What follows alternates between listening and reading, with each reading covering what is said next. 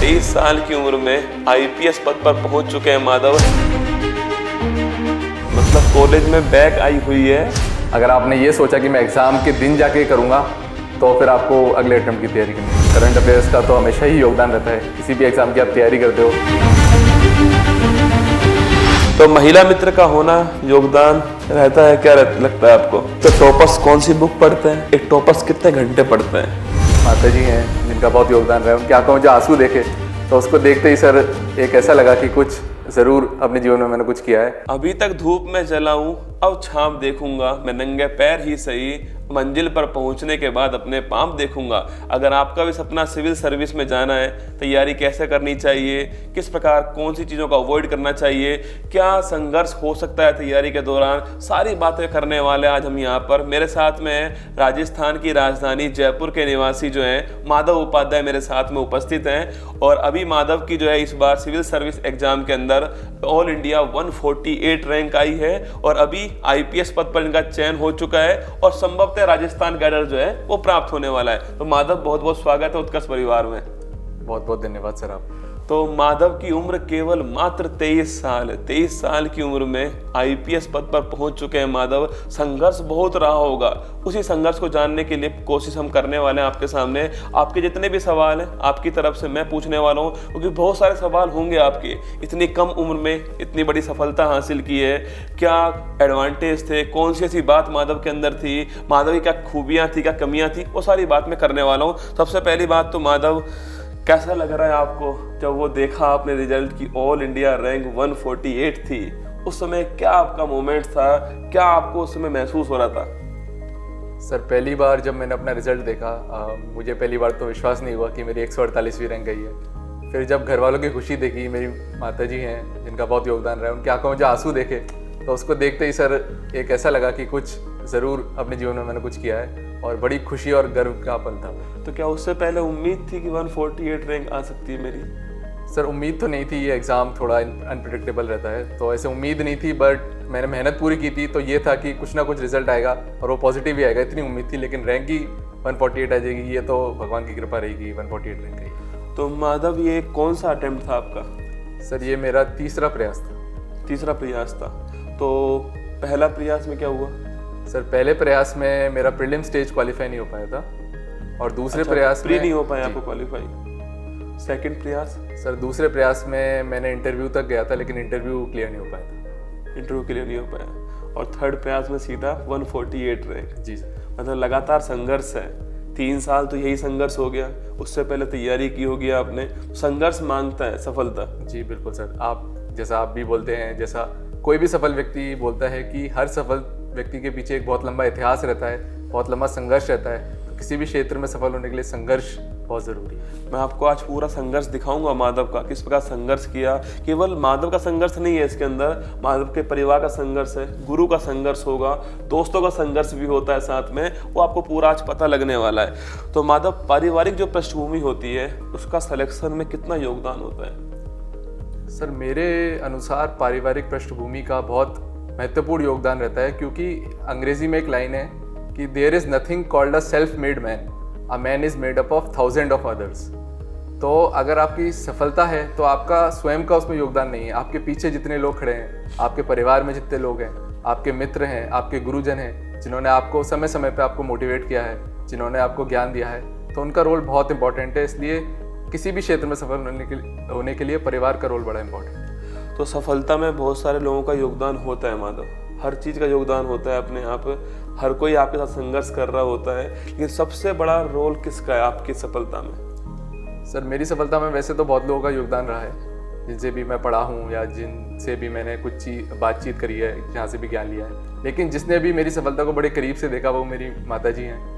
वो हमेशा जब मैं असफल भी रहा, जब मैं सफल भी रहा, तो हमेशा वो मेरे साथ खड़ी रही। तो उनका योगदान, मुझे लगता है कि उनके बिना मैं इस क्षेत्र में या अपने जीवन में कभी भी सफल नहीं हो पाता। कहते हैं कि माधव की जो बच्चा होता है उसको माँ 9 महीने अधिक जानती है, क्योंकि उसने उसको पेट में पाला होता है। तो आपने अपनी माँ से क्या सीखा?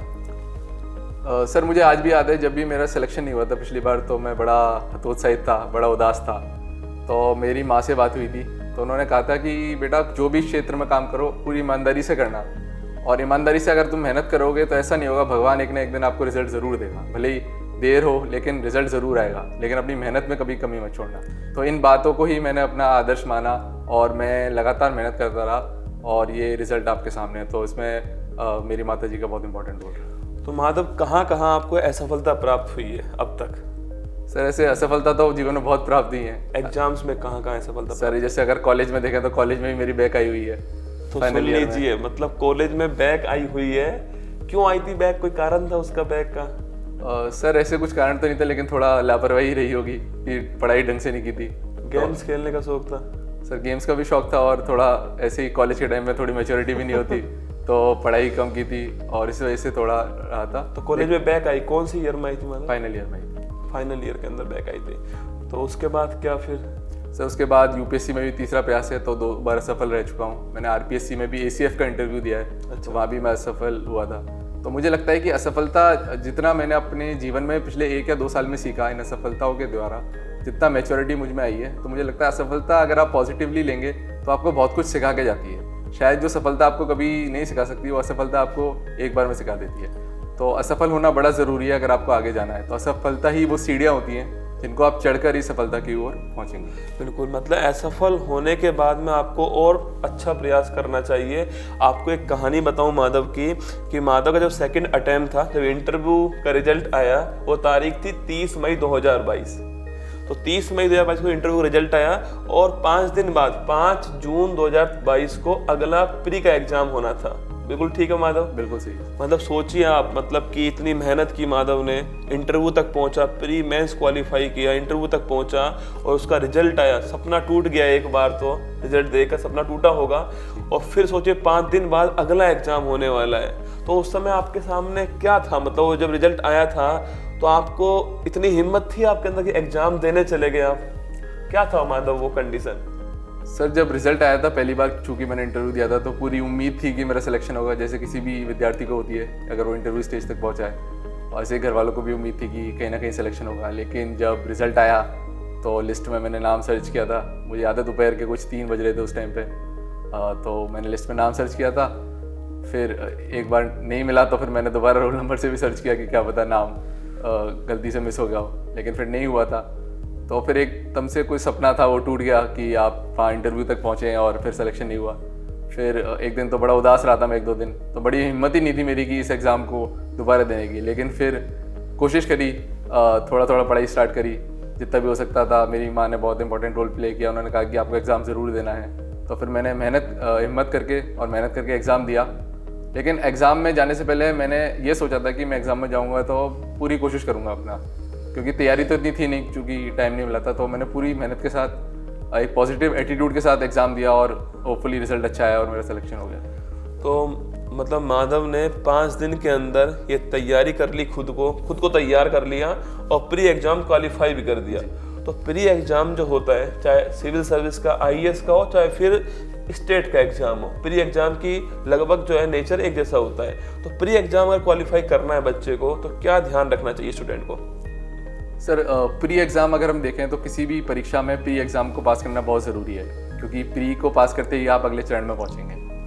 प्री को पास करने के लिए, चूँकि सब जानते हैं ऑब्जेक्टिव नेचर रहता है पेपर का, तो उसमें फैक्ट्स का इंपॉर्टेंट और जो हमारा जो डेटा और फैक्ट्स है वो, और जो करंट अफेयर्स का रोल बड़ा इंपॉर्टेंट रहता है। उसके साथ साथ नॉलेज के साथ आपको एप्लीकेशन पार्ट पर बड़ा ध्यान देना होता है। अगर आप प्री के पेपर से पहले मॉक टेस्ट पेपर सॉल्व नहीं करेंगे और प्रीवियस ईयर क्वेश्चन सॉल्व नहीं करेंगे तो आपके सफल होने के चांसेस कम हो जाएंगे।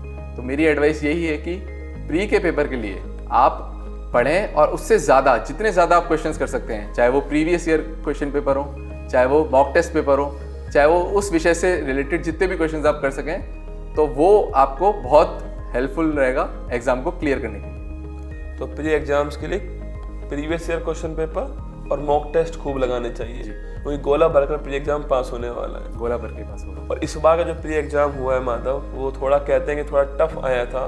किस हिसाब से टफ आया था वो माधव ने पास कर लिया है। माधव का मेंस का एग्जाम होने वाला सितंबर के अंदर जो है, फिर प्रयास दे रहा है माधव आईएएस के लिए। तो उसके बारे में कुछ बताइए। सर जैसे मेरा एक्सपीरियंस रहा है, पिछले 3-4 साल से मैं दे रहा हूँ प्री का पेपर। तो इस बार का पेपर अगर तुलना करें पिछले साल के पेपरों से तो तुलनात्मक रूप से कठिन ही था। हम सीसेट का पेपर देखें तो वो कठिन था, तो मुझे भी बड़ी मुश्किल रही पेपर को कंप्लीट करने में और पास करने में। और इसके अलावा अगर हम जीएस का पेपर देखें तो इस साल और पिछले साल यूपीएससी ने पैटर्न थोड़ा सा चेंज किया है। जैसे इस बार क्वेश्चंस ऐसे आ रहे हैं, only 1 pair is correct, only 2 pair is correct, जो पहले स्टूडेंट्स या फिर कहीं भी कोचिंग इंडस्ट्री में या फिर कहीं भी ऐसे क्वेश्चंस प्रैक्टिस नहीं होती थी। तो एक तरह से एक नया ही पैटर्न चेंज किया, तो इसलिए स्टूडेंट्स को बड़ी समस्या आ रही है। माधव, आपका मीडियम कौन सा था, हिंदी मीडियम या इंग्लिश मीडियम? सर मेरा इंग्लिश मीडियम रहा। मैं आपसे सवाल इसलिए पूछ रहा हूँ कि एक भ्रांति भी है कि हिंदी मीडियम से जो एग्ज़ाम देते हैं उनका सिलेक्शन नहीं होता है, बहुत कम होता है सिलेक्शन। क्या वर्तमान में भी यही कंडीशन है या कुछ चेंज हुआ है? सर अगर हम देखें यूपीएससी और आरपीएससी का इतिहास, तो पहले हम ऐसा कह सकते थे कि इंग्लिश मीडियम के स्टूडेंट्स हैं उनका सिलेक्शन ज़्यादा होता है, लेकिन कुछ ही सालों में हम रिजल्ट भी देखें और जो शिक्षा में जो क्रांति आई है उसके बाद जो कंटेंट है वो हिंदी और इंग्लिश मीडियम दोनों में समान रूप से और समान क्वालिटी का अवेलेबल है। तो दोनों माध्यम से परीक्षा को क्लियर करना मेरे हिसाब से कहीं ना कहीं बराबर ही है। तो आप किसी भी माध्यम से तैयारी करें, अगर आप मेहनत करेंगे तो आप परीक्षा को अवश्य क्लियर करेंगे। क्या सीसेट हिंदी मीडियम वालों के लिए एक समस्या है आपके अनुसार? सर अगर देखा जाए तो अगर हम 10th 11th 12th में देखें तो जो मैथ्स के स्टूडेंट रहते हैं साइंस बैकग्राउंड के, तो कहीं ना कहीं उनकी जो रुचि रहती है और उनका जो कोर्स रहता है वो कहीं ना कहीं लॉजिकल रीजनिंग और उनसे अलाइन रहता है, तो उनको थोड़ी सी आसानी रहती है। लेकिन जैसा मैंने कहा कि फिर उनको मुश्किलें आती है ह्यूमैनिटीज़ के सब्जेक्ट में, जीएस के सब्जेक्ट में, उनको ऐसे लिखने में दिक्कत आती है। अगर वैसे देखें तो हम जो आर्ट्स वाले स्टूडेंट हैं उनके लिए सीसेट मुश्किल है, लेकिन उनकी जो स्ट्रेंथ है वो ह्यूमैनिटीज़ में। तो मेरे हिसाब से मुश्किलें आएंगी, लेकिन अगर आप मेहनत करेंगे, क्योंकि सीसेट केवल क्वालिफाइंग नेचर का रहता है, तो अगर आप सही स्ट्रेटेजी से मेहनत कर लेंगे और प्रीवियस ईयर क्वेश्चन पेपर कर लेंगे तो मुझे लगता है कि कोई भी माध्यम का छात्र सीसेट को क्लियर कर सकता है।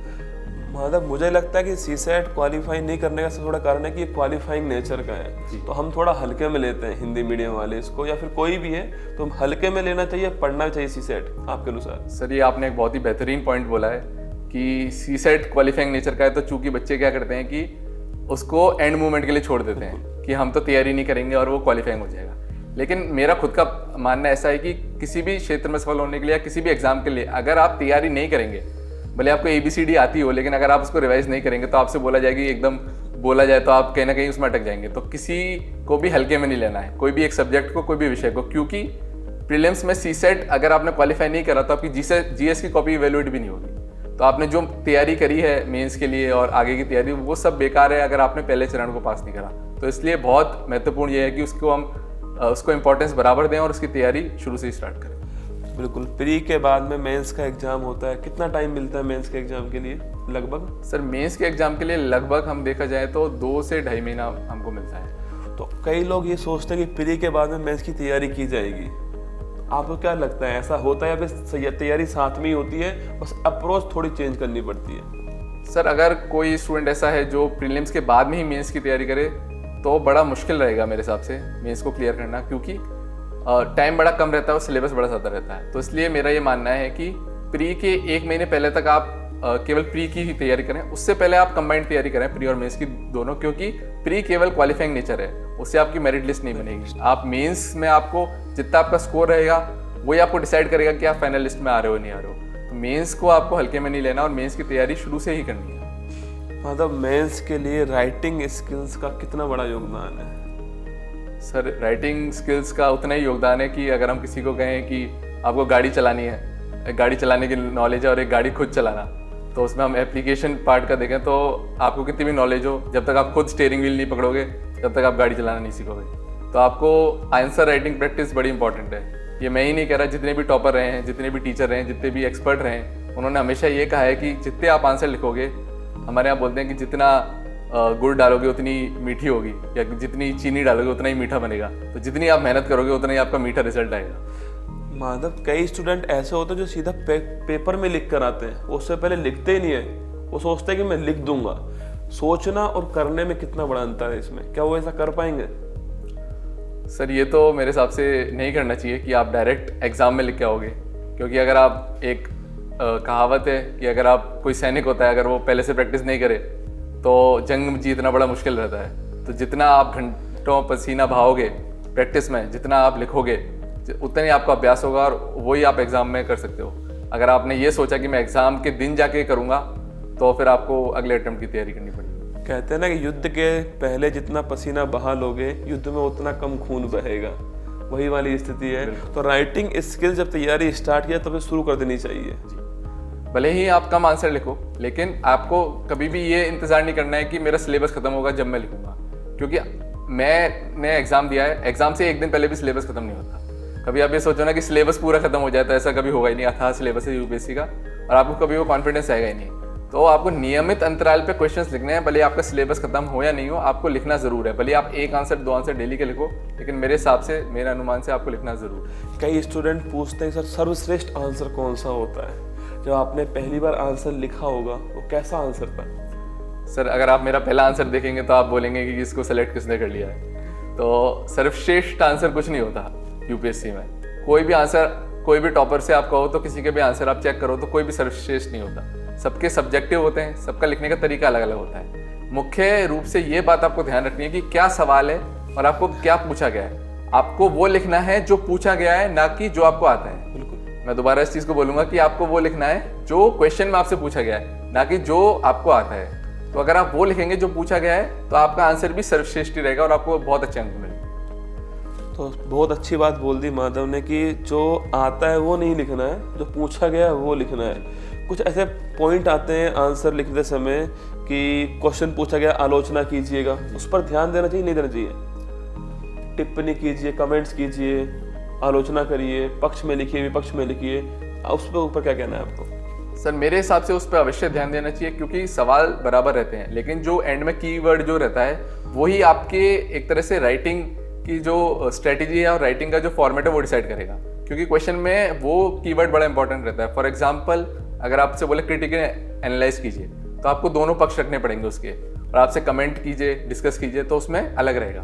तो वो कीवर्ड का बड़ा इंपॉर्टेंट रोल रहता है और उस हिसाब से आपको आंसर लिखना है। तो टाइम मैनेजमेंट एक बड़ा बहुत मुद्दा है कि मतलब पेपर में कितने शब्द लिखने होते हैं, कम समय होता है, पेपर छूट जाएगा तो नंबर बिल्कुल नहीं मिलेगा। तो टाइम मैनेजमेंट कैसे किया? सर आपने एक बहुत अच्छा सवाल पूछा है कि टाइम मैनेजमेंट कैसे करें। यूपीएससी मेंस में कई स्टूडेंट्स के आंसर कंप्लीट नहीं हो पाते, कई स्टूडेंट्स के क्वेश्चन पेपर कंप्लीट नहीं हो पाता। अगर आपने क्वेश्चन पेपर कंप्लीट कर लिया है और आपने जो पूछा है वो लिखा है, तो आपका मेंस क्वालिफाई करने के चांसेस बहुत ज़्यादा हैं, क्योंकि सबसे बड़ा टास्क होता है टाइम मैनेज करना और क्वेश्चंस को ख़त्म करना। इसके लिए यही तरीका है कि जो वर्ड लिमिट है आप उसका ध्यान रखें और जो टाइम लिमिट है उसका भी ध्यान रखें। ऐसा नहीं है कि आपने एक क्वेश्चन में बहुत लिख दिया तो आपको कुछ एक्स्ट्रा ऑर्डिनरी मार्क्स मिल जाएंगे और आपने 4 क्वेश्चन उसके लिए छोड़ दिए। आपको अटेम्प्ट सारे क्वेश्चंस करने हैं, क्योंकि हर क्वेश्चन का एक वेटेज रहता है। आपको सबको बराबर वेटेज देना है, सबको बराबर इंपॉर्टेंस देनी है और टाइम का ध्यान रखते हुए आपको पूरा पेपर अटेम्प्ट करना है। तो मेंस में आपके जीएस के 4 पेपर जो थे और उसके बाद में आपका जो ऑप्शनल सब्जेक्ट था, बड़ी भ्रांतियाँ उसके बारे में कि ये बहुत अच्छा होता है, इसमें नंबर आते हैं। ऐसा होता है क्या सच में? सर ऐसा कुछ नहीं होता। अगर हम इतिहास देखें तो अलग अलग सब्जेक्ट से अलग अलग रैंक आई है। आपका कौन सब्जेक्ट था वैसे? मेरा जो सब्जेक्ट है वो जियोलॉजी है। अगर देखा जाए कि मैंने जियोलॉजी ना मैंने ग्रेजुएशन में पढ़ा है, ना ही मेरा कोई लिंक है जियोलॉजी से, लेकिन मुझे पढ़ने में उसको इंटरेस्ट आता था। तो आपको जिस भी सब्जेक्ट में पढ़ने में रुचि है, अगर आप उसको अच्छे से तैयार करते हैं, अच्छे से पढ़ते हैं, तो आपके भी उसमें बहुत अच्छे अंक आएंगे। ऐसा नहीं देखना कि आपको कि फला टॉपर के इसमें अंक आए थे और आपको उसमें इंटरेस्ट नहीं है तो आप उसी सब्जेक्ट को ले लें। आपका जिसमें रुचि हो, आपको जिसको पढ़ने में मजा आए, उसको लगे कि मैं उसको लगातार पढ़ सकता हूँ, तो आपको वही सब्जेक्ट लेना है और उसी सब्जेक्ट में आपके बहुत अच्छे मार्क्स आए। तो कॉलेज टाइम में आपके पास में जियोलॉजी नहीं था? जी था या नहीं था जियोलॉजी? नहीं सर, कॉलेज के टाइम में मेरे पास इलेक्ट्रिकल इंजीनियरिंग थी, जियोलॉजी नहीं था। तो आपने इलेक्ट्रिक इंजीनियरिंग की है, तो आपने कोई प्लेसमेंट लिया कहीं पर? क्यों इस फील्ड में आए, प्रशासनिक अधिकारी बनना है? सर प्लेसमेंट मैंने नहीं लिया था।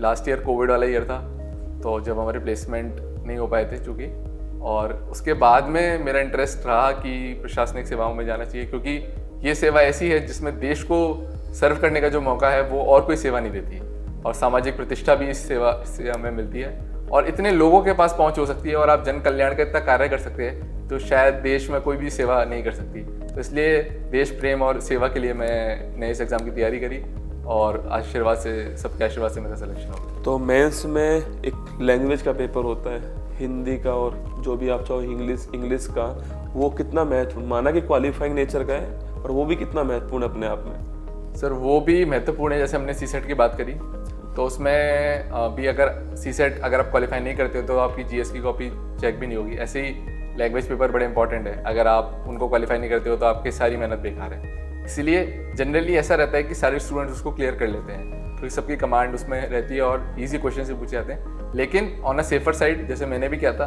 पिछले 2 साल के पेपर आप एक बार लिख के ज़रूर देख लीजिएगा उसमें आपसे, तो उसमें क्या है आपको कॉन्फिडेंस आ जाएगा कि किस प्रकार के क्वेश्चंस पूछे जाते हैं। अब जैसे मेरा माध्यम इंग्लिश रहा है सर, कई बार हिंदी लिखने में बड़ी दिक्कत आती है, तो एक पेपर हिंदी का होता है, तो मैंने 2 बार लिख के देखा था कि मैं हिंदी लिख सकता हूँ नहीं लिख सकता, जो मात्राएं उसकी शुद्धियाँ होती हैं नहीं होती। तो फिर एक बार आपको, जैसे मैंने शुरू में भी कहा है कि किसी भी एग्जाम को हमको लाइटली नहीं लेना है और सबको बराबर वेटेज देते हुए हमको सबकी प्रैक्टिस करनी है, तो प्रैक्टिस बड़ी जरूरी है। माधव, एक सवाल आया है कि भ्रांति ये भी है कि बहुत क्लिष्ट शब्द लिखने, मतलब बहुत टफ शब्द लिखने पड़ेंगे तब सामने वाला आपको नंबर देने वाला है। टफ शब्द लिखने या फिर रिलेवेंट शब्द हो वो लिखने चाहिए? सर, इसका आंसर मैं आपसे ही जानना चाहूँगा। मान लीजिए आप एग्जामिनर हैं, बिल्कुल, मैंने आंसर लिखा और मैंने किसी भी टॉपिक को बहुत ही सिंपल भाषा में आपको समझा दिया एग्जाम्पल के साथ, और दूसरा जो स्टूडेंट है उसने आंसर लिखे और बहुत ही टेक्निकल और ऐसे बहुत ही कठिन शब्द लिखे, तो आप किसको नंबर ज़्यादा देंगे? जो समझ पाऊंगा। तो यही सर्जन ने जैसा आंसर दिया है, तो जिस भी क्वेश्चन में आप जितनी सिंप्लिसिटी से आप उसको समझाएंगे और जो पूछा गया है वो लिखेंगे, तो एग्जामिनर का काम आप जितना आसान करेंगे उतना ही आपको मार्क्स मिलेंगे। अगर एग्जामिनर को डिक्शनरी खोल के देखनी पड़ रही है उस शब्द की GS में, तो आपके लिए वो मुश्किल कार्य है, एग्जामिनर आपको नंबर नहीं देगा। ये चीज़ ऑप्शनल में उल्टी हो जाती है। ऑप्शनल में क्योंकि एक स्पेशलाइज्ड विषय है, तो ऑप्शनल में आपको टेक्निकल डिटेल्स लिखनी पड़ेगी, उससे आपको पता चलता है कि आपको नॉलेज कितनी है डीप उसके बारे में। तो ऑप्शनल में अगर आप जितना स्पेसिफिक लिखोगे, क्योंकि वो ऑप्शनल सब्जेक्ट है, वो किसी और ने नहीं पढ़ा, आपकी उसमें मास्टरी है, तो ऑप्शनल में जितना आप टेक्निकल लिखोगे उतने आपको ज़्यादा मार्क्स मिलेंगे, और GS में जितना आप सिंपली और ऐसे में जितना आप सिंपल करके उसको लिखोगे उतने आपको ज़्यादा नंबर। बड़ी महत्वपूर्ण बात बोली है, GS और ऑप्शनल में क्या अंतर है वो समझना चाहिए और फिर करना चाहिए। बड़ी अच्छी बात बोली। समसामयिक मुद्दों का कितना योगदान रहा तैयारी के दौरान? सर, करंट अफेयर्स का तो हमेशा ही योगदान रहता है। किसी भी एग्जाम की आप तैयारी करते हो तो जो करंट में जो न्यूज़ हैं, जो इश्यूज़ हैं, उनसे रिलेटेड ही आपका पेपर बनता है, तो आपको पूरी नॉलेज होनी चाहिए। जैसे हमारे UPSC में या फिर RAS में भी 1 साल के जो करंट अफेयर्स हैं तकरीबन उतना आपको आना चाहिए, और आपको न्यूज़ वैसे नहीं पढ़नी जो पॉलिटिसाइज्ड हैं, आपको पढ़नी है जो इश्यूज़ हैं, जैसे जो इकोनॉमिक इश्यूज़ हैं, एडिटोरियल जो एडिटोरियल्स हैं, आपको वो पढ़ने हैं और आपकी अंडरस्टैंडिंग उसमें डेवलप करनी है। तो न्यूज़ का एक बहुत इंपॉर्टेंट रोल है। न्यूज़पेपर पढ़ना चाहिए या नहीं चाहिए, और द हिंदू पढ़ना चाहिए नहीं चाहिए, क्या आपका विचार? सर, ये बड़े सब्जेक्टिव है। तो मैंने तो द हिंदू नहीं पढ़ा था, मैंने तो इंडियन एक्सप्रेस पढ़ा था, क्योंकि मुझे उसकी भाषा और उसमें जो एक्सप्लेन्ड पेज आता है, एक एडिटोरियल आते हैं, वो बड़े पढ़ने में बड़ा मज़ा आता था। लेकिन कई एक्सपर्ट और कई जो टॉपर्स हैं वो द हिंदू पढ़ते हैं। तो मेरे हिसाब से आपको कोई भी एक इंग्लिश अखबार पढ़ना चाहिए जिसमें आपको अच्छी तरह से एडिटोरियल्स दे रखे हैं। कोई भी पढ़ सकते हो जो आपको समझ में आए, लेकिन अखबार ज़रूर पढ़ना चाहिए जिससे आपको पता रहे कि क्या करंट अफेयर्स रहे हैं। अगर आप अखबार नहीं भी पढ़ पाते हैं तो जो डेली आप किसी का वीडियो पे कोई जो चैनल है वहाँ जाकर आप वीडियो एनालिसिस देख लीजिएगा, या फिर आप मंथली जो मैगजीन आती है वो भी पढ़ सकते हैं। तो कुछ भी माध्यम से, लेकिन आपको करंट अफेयर्स से रिलेटेड और अपडेट रहना चाहिए। माधव, टॉपर्स के बहुत सारे इंटरव्यू होते हैं यूट्यूब के ऊपर, और आजकल यूट्यूब बहुत बड़ा रोल निभा रहा है। टॉपर्स अलग अलग सोर्स बताते हैं पढ़ाई के लिए, और बच्चा स्टूडेंट जो है वो सबको लेकर आता है अपने पास में। ऐसा उसे करना चाहिए या फिर कोई एक सोर्स रखे उसको पढ़ना चाहिए? देखिए, मंजिल और सफलता के कई रास्ते हैं। कई लोग अपने जो बताए हुए रास्ते पर चलते हैं, कई लोग अपना नया रास्ता बनाते हैं। तो मेरा ये मानना है कि जो स्टैंडर्ड बुक्स हैं, जो सब पढ़ रहे हैं, वो ही पढ़नी चाहिए। उसके अलावा आपको खुद नोट्स बनाने चाहिए, और ऐसा नहीं कि आप एक सब्जेक्ट की 10-10 किताबें ले आए और आपने रूम में एकदम उसको लाइब्रेरी बना दिया। ऐसा नहीं करना है। आपको फिक्स किताबें रखनी है, अगर पहले उनको कंप्लीट कीजिए जो स्टैंडर्ड बुक्स हैं। उसके अलावा आपको लग रहा है कुछ छूट रहा है तो किसी कोचिंग के नोट्स लीजिए या फिर किसी टॉपर के नोट्स लीजिए, उसमें वैल्यू ऐड कीजिए। लेकिन ऐसा नहीं कि आप 10 टॉपर्स के नोट्स ले आए और फिर उनसे तैयारी कर रहे हैं, तो मेरे हिसाब से वो एक गलत एक्सरसाइज है और उससे आपका रिजल्ट कहीं ना कहीं प्रभावित हो। आपको जानकर बड़ी खुशी होने वाली है कि माधव ने सेल्फ स्टडी करके नहीं ऑल इंडिया रैंक 148 प्राप्त की है। मतलब संभव है, सब कुछ संभव है। असफलता सफलता तो भाग्य की बात है, पर हम मेहनत ना करें ये भी गलत बात है। हार्ड वर्क तो करना ही पड़ेगा, आपको खुद को झोंकना पड़ेगा। बहुत सारी शादी होंगी जो आपने छोड़ी भी होंगी। कभी ऐसा हुआ किसी दोस्त ने कहा होगा कि एक दिन में कौन सा कलेक्टर बन जाएगा तू, ऐसा कभी हुआ है आपके साथ? सर, सफलता से पहले तो सभी ताने देते हैं कि कौन सा कलेक्टर बन जाएगा, और तो बड़ा कलेक्टर हो रहा है कहीं का कि आ नहीं रहा और मिल नहीं रहा, तो ऐसे तो सब कहेंगे। एक लाइन ये है कि success is many fathers but defeat is orphan. तो ये होता है कि जब असफलता आपको मिलती है तो कोई उसका क्रेडिट नहीं लेता, लेकिन जब आप सफल हो जाते हो तो सब बोलते हैं कि कहीं ना कहीं हमारा योगदान रहा है। तो ये ताने तो सबको सुनने पड़ते हैं, लेकिन जिस दिन आप सफल हो जाओगे तो उस दिन सारी जो आपकी असफलता है, सारी जो ताने हैं, वो कहीं ना कहीं पीछे रह जाए। तो माधव आप बेसिकली जयपुर से या आपका कोई गांव है? सर मेरा गांव जयपुर के पास ही है, बस्सी डिस्ट्रिक्ट में पड़ता है। और कौन सा गांव? मैं जानना चाहता हूँ। सर बस्सी में दूधली गांव है हमारा जो पड़ता है। और मेरी शिक्षा जो है वो भरतपुर में भी रही है। अच्छा। तो भरतपुर में भी मैं रहा हूँ। डीग गांव है वहाँ पर, डीग जो तहसील है वहाँ पर सामने ही गांव है। अब तो डीग जिला बन चुका है, अब जिला बन चुका है। तो फिर अब मैं 2 जगह से। तो सिलेक्शन के बाद में आप गए होंगे अपने गाँव जी। क्या मंजर होगा वहाँ पर? कितनी खुशी होगी उस गाँव के अंदर? सर गांव में लोगों का प्यार बड़ा रहता है, जो कहीं ना कहीं शहर में आप नहीं देख पाते। तो लोगों की जो एक्सपेक्टेशंस रहती है, उनका आशीर्वाद रहता है बड़े बुजुर्गों का, और जो प्यार रहता है वो गांव जैसे क्षेत्र में और जो छोटे क्षेत्र में बड़ा रहता है, तो उनकी एक्सपेक्टेशंस रहती है। उस हिसाब से रिस्पॉन्सिबिलिटी भी बड़ी आ जाती है कि आपको उस हिसाब से कार्य करना है कि लोगों की एक्सपेक्टेशंस हैं तो उन पर आप खरे उतर पाओ। अब मैं कुछ फनी सवाल पूछता हूँ आपकी तरफ से माधव से, जो प्राइवेट लाइफ है इनकी उसके बारे में पूछता हूँ। रैपिड फायर क्वेश्चन होंगे माधव, आपको तुरंत जवाब देना, सोचना नहीं है। पहला सवाल है, फेवरेट फूड क्या है आपका? सर आलू का पराठा बड़ा पसंद है मेरे को। आलू का पराठा मंगाया जाएगा, ठीक है। इसके बाद में फेवरेट फिल्म कौन सी आपकी? सर फेवरेट फिल्म तो हॉलीवुड फिल्म थी अवतार जो मैंने देखी थी, वो मेरी अच्छी। Okay. Favourite place? Sir favourite place तो जोधपुर है। मैं जोधपुर में बड़ा घुमा हूँ तो मुझे बड़ी पसंद है सर जोधपुर। जोधपुर अच्छा लगता है आपको? Favourite song? Sir favourite song है वंदे मातरम। जब भी मैं कभी सुनता हूँ तो एकदम रोंगटे खड़े हो जाते हैं। क्या बात, मतलब देश प्रेम आ जाता है। हॉबी? सर हॉबी तो है घूमना फिरना, खाना पीना, यही हॉबी है। मतलब माधव को घूमने का बहुत शौक है जी। माधव अभी केन्या होकर भी आया है। जी सर। और माधव को वाइल्ड लाइफ में बड़ा इंटरेस्ट है। जी। मूवी या स्टडी? सर मूवी देखने का मौका मिले तो पढ़ाई थोड़ी देर बाद की जा सकती है। ऐसा नहीं कि टॉपर्स मंगल ग्रह से आते हैं ना। जी जी। आपकी तरह ही होते हैं। मूवी या स्टडी में मूवी को ही सेलेक्ट करने वाले हैं। मूवी या वेब सीरीज? सर मैं मूवी का ज्यादा शौकीन हूँ। मूवी का शौकीन है आप। तो माधव ने बहुत चतुराई से आंसर दिए सारे। तो महिला मित्र का होना योगदान रहता है, क्या लगता है आपको?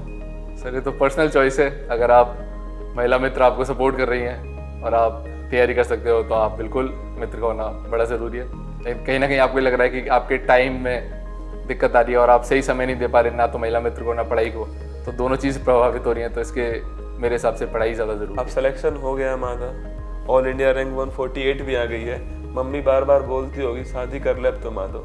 जी सर, मम्मी भी बोलती है, बड़े रिश्ते भी आ रहे हैं। रिश्ते भी आ रहे हैं बड़े। कहते हैं ना सफलता अनाथ होती है, सफलता के कई माई बाप होते हैं। तो अभी क्या प्लान है आपका? सर अभी तो प्लान ऐसा कुछ है नहीं। अभी तो ट्रेनिंग करें, उसके बाद पोस्टिंग लें, फिर सेवा करें, उसके बाद देखते हैं कभी मौका मिला तो। 23 साल की उम्र है अभी तो बहुत समय बाकी है ना। बिल्कुल। आपकी कोई 2 ऐसी क्वालिटीज जो औरों से आपको अलग करती है? सर 2 ऐसी क्वालिटीज जो मेरी हैं, पहला है पेशेंस। मुझे लगता है पेशेंस का होना बड़ा ज़रूरी है। किसी भी एग्ज़ाम की बात नहीं, जीवन में भी आपको सफल होना है तो आपको धैर्यवान होना बड़ा ज़रूरी है। दूसरा है डेडिकेशन। अगर आप डेडिकेटेड होंगे तो आप हार्ड वर्क कर सकते हो। तो मुझे मेरी सफलता में डेडिकेशन और हार्ड वर्क का बड़ा इंपॉर्टेंट रोल रहा है। तो मेरी 2 क्वालिटीज़ जो मेरी हैं वो, मुझे लगता है डेडिकेशन आपके लिए मोटिवेशन है। जी बिल्कुल। और कोई ऐसी कमी जो आपको लगता हो कि माधव को ये सुधार करनी चाहिए? सर कमी ऐसी है कि मैं जैसे खाने पीने का शौकीन हूँ तो थोड़ा फिटनेस और योगा वगैरह ऐसी चीज़ें नहीं कर पाता हूँ। तो अच्छा खाना और थोड़ी लाइफस्टाइल को सुधारना, वो ही एक कमी मुझे। सर अब तो IPS में हो चुका है आपका, तो अपने आप ठीक हो ही जाएगा। जी सर, अपने आप ही मुझे बिल्कुल। तो मेंस की बात हो चुकी है माधव, इसके बाद में बात करते हैं हम इंटरव्यू की। जी। वो भी बड़ा महत्वपूर्ण है अपने आप में। कितने मार्क्स का इंटरव्यू होता है, उसमें कितने मार्क्स आपके आए थे, क्या स्ट्रेटेजी रही थी? सर मार्क्स जो है इंटरव्यू के वो 275 होते हैं। 270। उसमें से मेरे इस बार 160 नंबर आए थे। 160 नंबर? जी, बहुत अच्छे 160 नंबर है। हाँ सर, अच्छे तो नहीं, एवरेज नंबर है, गुड नंबर है, लेकिन इस बार का स्कोर देखें तो ठीक नंबर है मेरे हिसाब से। सर स्ट्रेटेजी यही रहती है कि इंटरव्यू में ये पूछा जाता है कि आपका एक फॉर्म भरा जाता है, डेफ डिटेल्ड एप्लीकेशन फॉर्म। उसमें आपकी हॉबी, आपके अचीवमेंट, आप कहाँ के रहने वाले हो, आपके माता पिता के बारे में, सबके बारे में जानकारी रहती है। तो दो चीज़ें बड़ी इंपॉर्टेंट है। पहला तो डेफ का आप पूरा एनालिसिस करें, आप जहाँ के रहने वाले हो वहाँ के बारे में आपको पूरी चीज़ें पता होना चाहिए कि वहाँ पे कोई दर्शनीय स्थल है, क्या समस्याएं चल रही हैं, क्या आप सुझाव दे सकते हो। मतलब आपको ये पूछा जाता है कि आप जिस क्षेत्र के हो वहाँ की आपको नॉलेज है या नहीं। दूसरी चीज़ है करंट अफेयर्स। करंट अफेयर्स से ये चेक होता है कि आप जो आजकल के इशूज़ हैं, अगर आप एडमिनिस्ट्रेटर बने तो आप आजकल के इशूज़ हैं उसके बारे में कितना अपडेटेड है। अगर आप अपडेटेड नहीं हो तो ये दिखाता है कि आप अच्छी तरह से एडमिनिस्ट्रेटर का रोल जो है वो प्ले नहीं कर सकते। और जो तीसरी चीज़ है वो थोड़ा बहुत आपके मेन से रिलेटेड या फिर आपके ऑप्शनल से रिलेटेड क्वेश्चन पूछे जाते हैं आपकी जो ग्रेजुएशन है। तो मेरे हिसाब से ये 3 मुख्य एरियाज हैं जिस पर आपको काम करना है और आप इंटरव्यू में अच्छे मार्क्स ला सकते हैं। माधव हमारे यहाँ इंटरव्यू देने के लिए आए थे, मुझे आज भी याद है। और माधव आरएस का भी इंटरव्यू दे रहे हैं, पर अब जरूरत नहीं पड़ने वाली क्योंकि ऑल इंडिया रैंक 148 आ ही चुकी है और दोबारा आईएएस का मेंस भी आने वाला है। तो माधव ने बहुत सारी बातें बताई हमको इंटरव्यू के बारे में जो है। तो माधव, कुछ स्टूडेंट ये सोचते हैं कि फैक्ट्स याद कर लो, बस वो प्री में फैक्ट्स याद करते हैं, मेंस में करते हैं, मेंस तक पहुंच ही नहीं पाते हैं। तो फैक्ट्स का सिविल सर्विस के साथ में क्या रिलेशन है? सर फैक्ट्स भी ज़रूरी है, ऐसा नहीं मैं कहूँगा कि ज़रूरी नहीं है। प्रीलिम्स में भी ज़रूरी है, मेंस में भी आप कहीं ना कहीं फैक्ट्स देखोगे तो आपका वैल्यू एडिशन है। लेकिन खाली फैक्ट से ही आपका काम नहीं चलेगा, आपको एनालिसिस, विश्लेषण वाला जो पोर्शन है वो बड़ा स्ट्रॉन्ग रहना चाहिए। क्योंकि आप इंटरव्यू में यार मेंस में आप केवल फैक्ट से आप क्लियर नहीं कर सकते, आपके पास स्ट्रॉन्ग आर्ग्यूमेंट्स होने चाहिए, स्ट्रॉन्ग पॉइंट होने चाहिए। लेकिन उसको सपोर्ट करने के लिए अगर आप फैक्ट्स दोगे तो सोने पे सुहागा हो जाएगा। तो सोना ज़रूरी है, सुहागा जो फैक्ट्स उसका काम करेंगे, लेकिन एनालिसिस और आपके आर्ग्यूमेंट बड़े स्ट्रॉन्ग होने चाहिए। माधव, स्टूडेंट्स बार बार पूछते हैं, जो टॉपर्स होते हैं वो खुद के नोट्स बनाते हैं या किसी और के नोट्स पढ़ते हैं, क्या करते हैं, आपका क्या विचार? सर मेरे अनुसार मैंने तो अपने नोट्स खुद बनाए थे। आपको अपने नोट्स बनाने पड़ेंगे क्योंकि वो आपको रिवीजन में बड़े हेल्प करेंगे और रिवीजन बड़ा महत्वपूर्ण है किसी भी एग्जाम को क्लियर करने के लिए। लेकिन आपको नोट्स बनाने वो ऐसे नहीं बनाने कि आपने पूरी की पूरी किताब उसमें छाप दी। आपको जो इम्पोर्टेंट लग रहा है, जो आपको रिवीजन में काम आना है, आपको वही बनाना है। और उसके अलावा आपको नोट्स ऐसे नहीं बनाने जो आपके किसी और के समझ में आए, आपको ऐसे बनाने जो खुद के समझ में आ जाए। तो अब वो केवल आपके लिए हैं और आपकी ही वो हेल्प करें।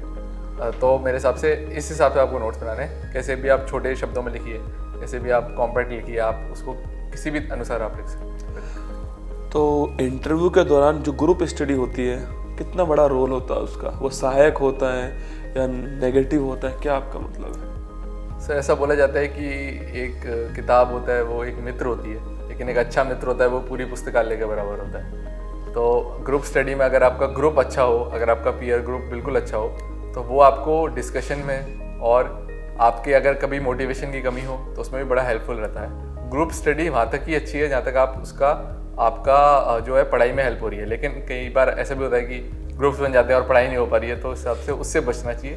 ग्रुप का एक पॉजिटिव वे में हमको यूज़ करना चाहिए। कुछ सीमित दोस्त होने चाहिए, ऐसी नहीं सभा हो रही हो। जी बिल्कुल। चाय की थड़ी पर बैठे हुए हैं, चाय की थड़ी पर आप बैठे हुए से? सर चाय की थड़ी पर भी बैठना बड़ा ज़रूरी है कि जो वो आधा घंटा 15-20 मिनट रहते हैं वो पूरे दिन की टेंशन जो होती है वो खत्म हो जाती है। तो थोड़ा टाइम इसलिए भी रखना चाहिए कि दोस्तों के साथ आप बातें कर रहे हैं, मस्ती कर रहे हैं, उससे क्या है आपकी जो पढ़ाई का स्ट्रेस वगैरह वो सब खत्म हो जाता है। डेली रूटीन क्या था आपका, मतलब कि सुबह कब जगते थे, क्या करते थे, कब पढ़ते थे, कब सोते थे, पूरा एक बार बताइए। सर जब मैंने तैयारी स्टार्ट की थी तो मैं रात में पढ़ता था।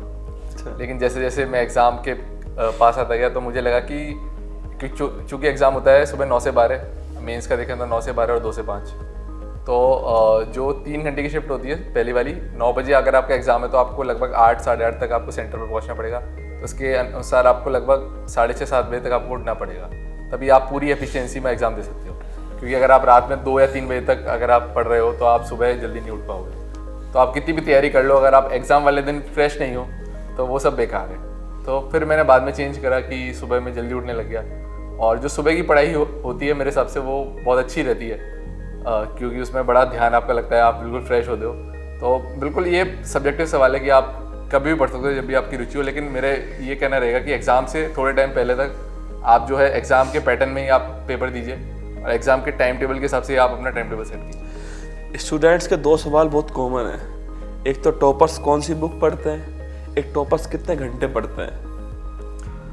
सर जो पहला सवाल है कि कौन सी बुक पढ़ते हैं, तो जो स्टैंडर्ड बुक जो हमारी रहती है, जैसे एनसीईआरटीज़ रहती हैं, उसके अलावा ऑप्शनल में भी जो स्टैंडर्ड किताबें रहती है वो पढ़ते हैं। उसके अलावा कई बार ऐसा होता है कि किसी टॉपर की जो नोट्स हैं उसमें उसके थ्रू हम थोड़ा बहुत मटेरियल लेकर उसमें से वैल्यू एडिशन कर लेते हैं, कि जिसकी वजह से हमारे थोड़े मार्क्स इंक्रीज हो सकें और हमारी क्वालिटी बढ़ सके। सर जो दूसरा सवाल था कि कितने घंटे पढ़ते हैं, ये मेरा फ्लेक्सिबल था कि ऐसा नहीं था कि मैं दिन में 10 घंटे ही पढ़ रहा हूँ। ये ऐसा होता है कि जैसे जैसे एग्ज़ाम नज़दीक आता जाता है उस हिसाब से आपकी पढ़ने के जो घंटे हैं वो दिन के वो ज़्यादा होते जाते हैं। अगर आपके एग्ज़ाम थोड़ा दूर है तो आप दिन में 4-5 घंटे 6 घंटे से भी काम चला सकते हो, लेकिन ये घंटे इंपॉर्टेंट नहीं है। आप जितने भी घंटे पढ़ रहे हो उतने घंटों में आप एक्चुअली पढ़ रहे हो या नहीं पढ़ रहे हो, क्वालिटी होनी चाहिए। तो अगर आप 2 घंटे भी पढ़ रहे हो तो उसमें अगर आप क्वालिटी से पढ़ो 2-3 घंटे, तो मेरे साथ 2-3 घंटे की पढ़ाई में आप उससे बढ़िया है, वो बहुत बढ़िया है कि आप 6 घंटे बैठे हुए हो कुछ नहीं कर रहे। पर टॉपर्स लगातार पढ़ते हैं और डेली पढ़ते हैं। सर ये बात आपने बिल्कुल सही कही। मुझे पिछले 3-4 साल में ऐसा कोई दिन नहीं होगा जिस दिन मैंने किताब खोल के नहीं देखी हो। भले ही मैं आधा घंटा पढ़ा हूँ, भले ही मैं 10 मिनट पढ़ा हूँ, लेकिन मैंने कुछ ना कुछ तो रोज़ पढ़ा है। तो परसिस्टेंस बड़ा ज़रूरी है, कंसिस्टेंसी जो होती है कि आपको रोज़ कुछ ना कुछ करना है, तो वो बड़ा ज़रूरी है। पढ़ाई करते हैं माधव, स्टूडेंट पढ़ाई करता है, सिलेक्शन नहीं हुआ, आपका भी नहीं हुआ, पहली बार में, सेकंड बार में, थर्ड बार में हुआ, तो दिमाग में ये होता है ना कि सिलेक्शन नहीं हुआ तो क्या करना है। जी आपके भी था दिमाग में जी कि अगर नहीं हुआ इसके अंदर तो क्या प्लान बी होना चाहिए, क्या प्लान बी था आपका? सर शुरू में तो मेरा मन ऐसा होता था कि कई बार सिलेक्शन नहीं होगा तो बड़ा डिप्रेसिंग सा आ जाता था, कि डिप्रेशन में आ जाता था कि नहीं हुआ तो क्या होगा, क्या कहेंगे लोग, घर वाले क्या कहेंगे, रिश्तेदार क्या कहेंगे, है ना, और आपका करियर भी ख़राब हो रहा है।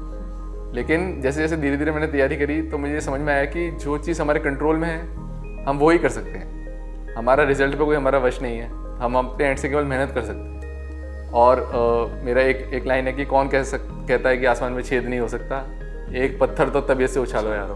तो जिस बार भी आपने पत्थर तबीयत से उछाला, आपने पूरी मेहनत करी और पूरी लगन के साथ आपने एग्ज़ाम दिया, तो ऐसा हो सकता है कि आपका इस बार में सफलता नहीं मिले, लेकिन ऐसा नहीं होगा कि आप कहीं भी सफल नहीं हो, कहीं ना कहीं आप सफल ज़रूर हो। तो क्या टॉपर्स को भी स्ट्रेस तनाव होता है तैयारी के दौरान? सर टॉपर्स को भी बिल्कुल होता है। स्ट्रेस और तनाव उन लोगों को नहीं होता, 2 तरह के लोग होते हैं, या तो वो पढ़ाई बिल्कुल नहीं कर रहा है या उसको सब कुछ आता हो। तो अगर आप पढ़ाई कर रहे हैं और आप एक अच्छे छात्र हैं, अच्छे छात्र या छात्राएं, अगर आप पढ़ाई कर रहे हैं पूरी लगन से तो आपको स्ट्रेस आएगा ही। लेकिन स्ट्रेस आपको ऐसा नहीं करना है कि स्ट्रेस से, क्योंकि सर पढ़ाई भी अच्छी होती है कि आपको चिंता है कि मैं क्या पढ़ रहा हूँ क्या नहीं पढ़ रहा, लेकिन फालतू चीज़ों का स्ट्रेस लेना कम से कम है कि रिजल्ट में क्या होगा। जो हमारे कंट्रोल में है आपको उसका ही स्ट्रेस लेना है कि मैं पढ़ाई कैसे करूँ, ना कि रिजल्ट क्या होगा। तो वो बड़ा स्ट्रेस आता है जी। स्ट्रेस को मैनेजमेंट करने के लिए टॉपर्स क्या मेडिटेशन करते हैं? सर मेडिटेशन भी करनी चाहिए 10-15 मिनट अगर आप कर सके डेली। मैं जो करता था, मैं कोई गेम खेलता था, कोई स्पोर्ट्स में रुचि थी, जैसे टेबल टेनिस का भी मौका मिला तो वो खेल लिया, या दोस्तों के साथ घूमने निकल गए, कई बार एक दिन की छुट्टी भी ले ली, माइंड डाइवर्ट करते थे। तो ये अलग अलग तरीके हैं जिसमें भी आपकी रुचि हो, आप मेडिटेशन कर भी सकते हैं, आप कुछ खेल भी सकते हैं, या फिर आप कुछ मूवी वगैरह देख लीजिए, उससे भी सर एक तरह से कोई आपने अच्छी मूवी देखी तो आपको मोटिवेशन मिलता है और आपका थोड़ा माइंड डाइवर्ट होता है। तो इस तरह से ये स्ट्रेस मैनेजमेंट की एक तरीका है। माधव जी, ऑनलाइन का दौर है, सोशल मीडिया का दौर है, फेसबुक, इंस्टाग्राम, ट्विटर, हर जगह ज्ञान है, तो सोशल मीडिया अभिशाप है या वरदान है? सर ये दोनों अभिशाप भी है और वरदान भी है, आपके यूज़ पर डिपेंड करता है कि आप उसको कैसे यूज़ करते हैं। आज की डेट में हम देखें तो जो डिजिटल एजुकेशन में जो क्रांति आ चुकी है, कि अगर कोई आज से 15-20 साल पहले ऐसे कहता कि मेरे पास नोट्स और कंटेंट का अभाव है और मैं तैयारी नहीं कर सकता, तो वो बात समझ में आती थी। लेकिन आज की डेट में आपके पास एक मोबाइल फ़ोन है और आपके पास इंटरनेट कनेक्शन है, तो आप कोई भी एग्ज़ाम क्लियर कर सकते हो। यूट्यूब पे इतना कंटेंट पड़ा है कि आप उसे पढ़ के कोई भी एग्ज़ाम क्लियर कर सकते हो, और आपको इंटरनेट पे इतनी किताबें, नोट, सब कुछ मिल जाएगा। तो सोशल मीडिया का यूज़ भी आप प्रोएक्टिवली कर सकते हो। जैसे इंस्टाग्राम पे भी कई जो ऑर्गेनाइजेशन है वो अपनी पोस्ट डालती हैं, उस पर क्विज़ वगैरह भी होती हैं। तो मैं वर्ल्ड इकोनॉमिक फोरम की जो है वहाँ पर क्विज़ वगैरह होती थी, नए नए आइडियाज़ आते थे, इनोवेशंस आते थे, वो मैं आंसर्स में लिखता था। लेकिन ऐसा नहीं करना है कि आप दिन भर रील्स देख रहे हैं और आप अपने पढ़ने का समय ख़राब कर रहे हैं, तो आपको जुडिशियसली उसको यूज़ करना है। बिल्कुल, रील्स वाला बहुत टाइम किल करने वाली चीज़ है। तो टाइम किल कहाँ मानते हैं कि वहाँ टाइम किल होता है? जैसे रील्स हो गया, टाइम किल होता है, इसके अलावा कौन सी चीज़ों स्टूडेंट टाइम किल करता है अपना? सर टाइम किल करने के कई तरीके होते हैं। पहला तो है कि रील्स के थ्रू भी कर सकते हो आप। दूसरा है कि आप केवल जो रिजल्ट का सोच रहे हो आप, स्ट्रेस में आ रहे हो। तीसरा ये है कि आप अपने दोस्तों के साथ घूम रहे हो, बातचीत कर रहे हो। चौथा आपने कहा कि कई बार महिला मित्र भी होते हैं तो टाइम उसमें भी किल हो जाता है। कई बार आपकी पारिवारिक भी कोई समस्या हो तो उसमें भी टाइम किल हो जाता है। लेकिन ऐसा होता है कि आपको अपना जो लक्ष्य है उस पर प्राथमिकता उसको देनी है, आपको पढ़ाई को प्राथमिकता देनी है। सब चीज़ ज़रूरी है, ऐसे रील्स भी आप सर देख सकते हैं, 10-15 मिनट देखें दिन में तो कोई दिक्कत नहीं है। लेकिन अगर आप उसको अति किसी चीज़ की हो जाएगी तो वो बड़ी नुकसानदेह है। तो अति नहीं करनी, हमको बैलेंस बना के चलना है। जैसे बुद्ध ने मध्यम मार्ग का जो सुझाव दिया था, तो हमें मध्यम मार्ग पर चलना है और आपको सफलता मिल जाएगी। बिल्कुल, तो मध्यम मार्ग पर चलना है आपको। थोड़ा बहुत देख लीजिए, इंसान है तो देखना पड़ेगा थोड़ा बहुत जो है चल रहा है जो आजकल। लेकिन फिर भी ऑनलाइन का बहुत उपयोग हो सकता है, यूट्यूब का उपयोग हो सकता है। आप सोशल मीडिया पे एक्टिव थे, फेसबुक, इंस्टाग्राम? सर मैं एक्टिव था, लेकिन मैंने जो मेंस के टाइम पे मैं इतना चलाता नहीं था क्योंकि समय कम होता है और पढ़ना ज़्यादा होता है। बाकी टाइम पे मैं थोड़ा थोड़ा जितना हो सकता है उतना यूज़ करता था। आज की डेट में सोशल मीडिया का तो सर मैंने यूट्यूब से बहुत सारी क्लासेस ली।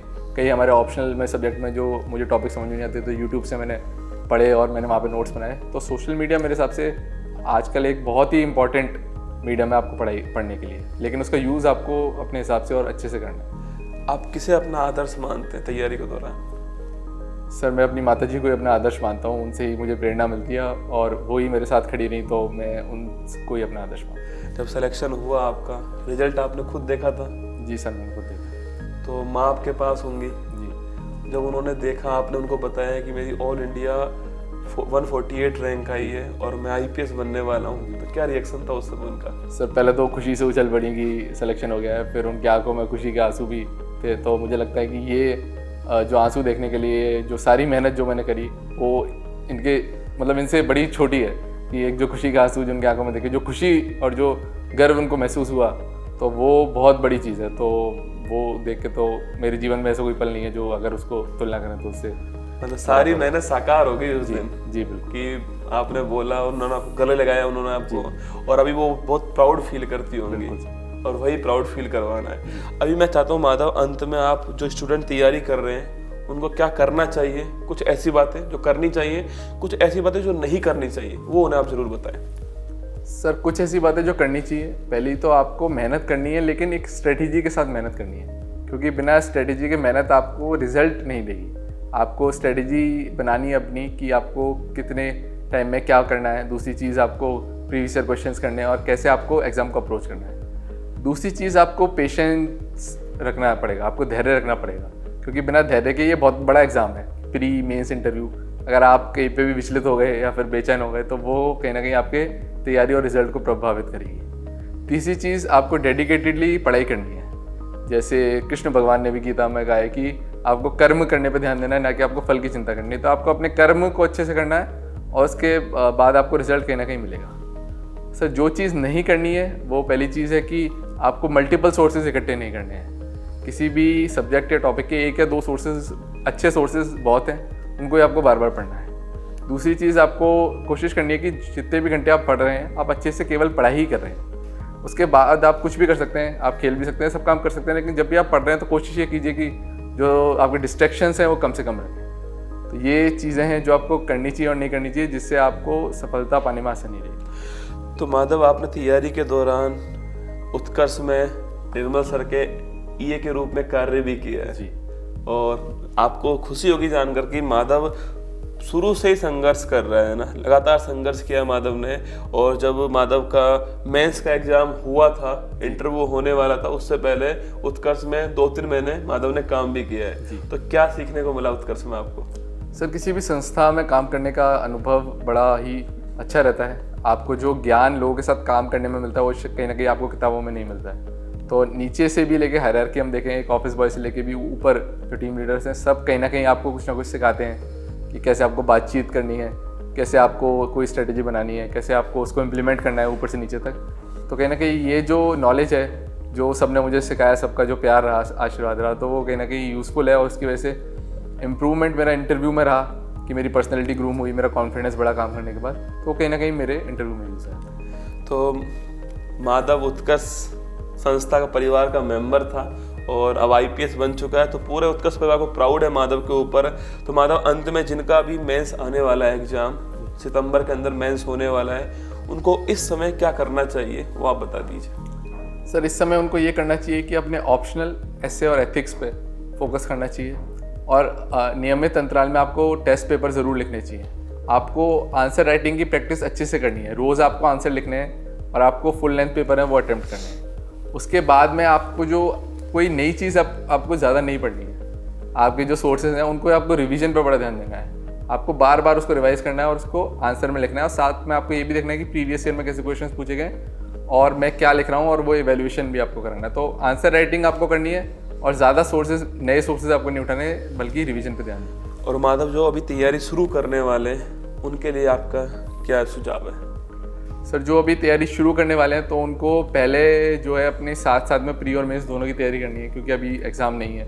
साथ में उनको अपना वैकल्पिक विषय चुनना पड़ेगा और उसकी अच्छे से एक बार नोट्स बनाने हैं, सारी तैयारी करनी है, पूरा सिलेबस को कंप्लीट करना है। धीरे धीरे उनको जो जैसे जैसे सिलेबस होता जाए, जो टॉपिक होता जाए, साथ में उनको उसके टेस्ट पेपर भी देने हैं। उसके टेस्ट पेपर देने के साथ साथ जो है मेंस की भी तैयारी करनी है और आंसर राइटिंग का भी प्रैक्टिस करनी है। तो एक ब्रॉड गाइडलाइन बनानी है अपनी कि क्या पढ़ना है और कितने सोर्सेज से पढ़ना है और धीरे धीरे उसमें आपको आगे बढ़ना है। तो ये थे माधव उपाध्याय जी, इन्होंने अभी हाल ही में all India rank 148 civil service exam में प्राप्त की है और आईपीएस बन चुके हैं और हमें उम्मीद नहीं पूरा भरोसा है कि भविष्य में आईएएस भी बनने वाले हैं। उसके लिए आपको ऑल दी बेस्ट एग्जाम्स के लिए और इसी प्रकार आपसे जुड़े रहेंगे, कभी और बातचीत करेंगे आपसे। सारी बातें माधव ने बताई आपको, किस प्रकार तैयारी करनी चाहिए, कहाँ शुरुआत करें, प्री मेंस इंटरव्यू किस प्रकार पढ़ना चाहिए, कहाँ पर कमी रहती है उसको दूर कीजिएगा, संघर्ष होता है ज़िंदगी के अंदर, सारी बातें माधव ने बताई थी। कमेंट बॉक्स में आपको कोई और सवाल हो तो बताइएगा, हम वो पूछ लेंगे माधव जी से। और अग्रिम शुभकामनाएं भविष्य के लिए, ऑल दी बेस्ट मेरी तरफ से। और ध्यान रखना, सपने आप बड़े देखिएगा, क्योंकि जब आंखों में अरमान लिया, मंजिल को अपना मान लिया, मुश्किल के आसान क्या, जब ठान लिया तो ठान लिया। माधव ने एक बड़ा सपना देखा कि सिविल सर्विस एग्जाम को क्रैक करना है, सपना पूरा किया, अपनी मेहनत दम पर किया है और माधव को शुभकामनाएं इसके लिए। सेल्फ स्टडी करके सिलेक्शन हो सकता है, बस आपके अंदर जुनून होना चाहिए और आपकी रणनीति ठीक होनी चाहिए, बाकी सिलेक्शन आपका हो जाएगा। ध्यान रखिएगा अपना, खुश रहिएगा। कैसा लगा आपको इंटरव्यू बताना मुझे। ऑल द बेस्ट आप सभी को, जय हिंद।